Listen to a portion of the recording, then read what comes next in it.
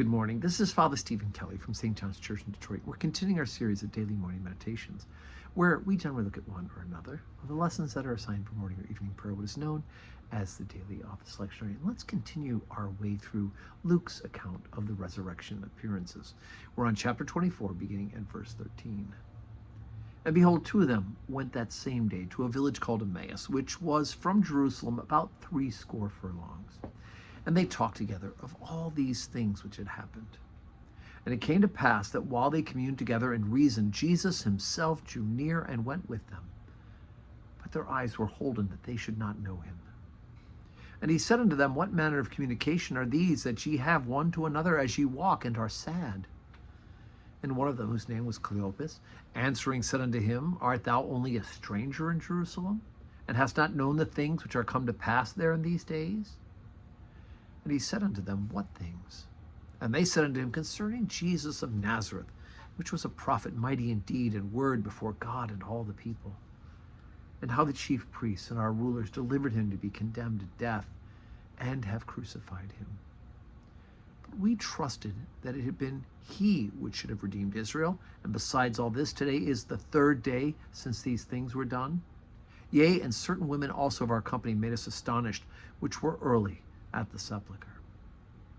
And when they found not his body, they came, saying that they had seen a vision of angels, which said that he was alive.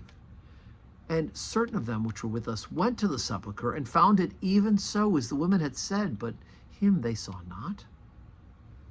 Then he said unto them, O fools, and slow of heart to believe all that the prophets have spoken. Ought not Christ to have suffered these things and entered into his glory? And beginning at Moses and all the prophets, he expounded unto them all the scriptures concerning himself. And they drew nigh unto the village, whither they went, and he made as though he would have gone further, but they constrained him, saying, Abide with us, for it is towards evening, the day is far spent. And he went in to tarry with them.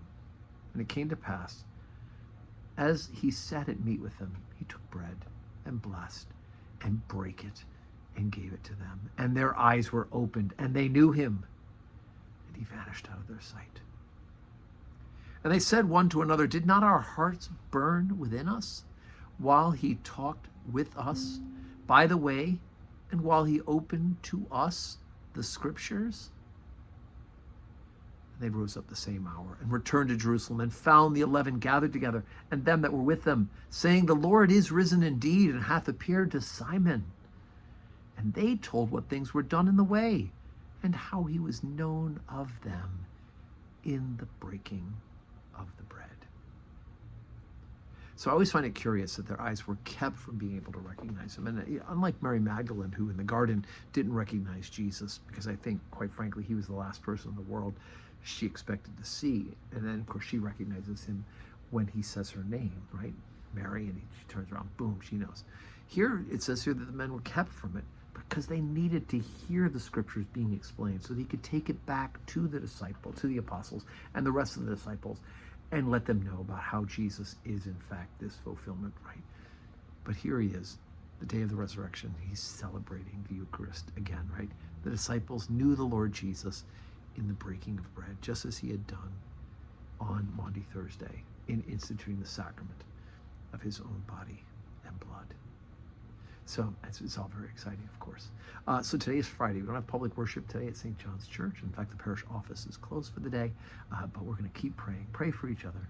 And please make sure you keep St. John's in your prayers and come to church this weekend. But until then, may you have a Friday that is full of blessings.